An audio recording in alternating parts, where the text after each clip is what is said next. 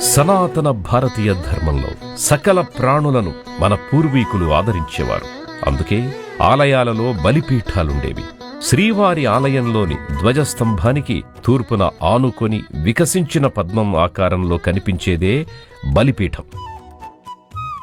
శ్రీ స్వామివారికి ఇతర ప్రధాన పరివార దేవతలకు నివేదన అయిన తరువాత ఆలయానికి విమాన ప్రదక్షిణ మార్గంలోని అష్టదిక్కులలో ఉన్న చిన్న చిన్న బలిపీఠాలలో ఆయా దిక్పాలకులకు మంత్రపూర్వకంగా ఆహారాన్ని సమర్పిస్తారు.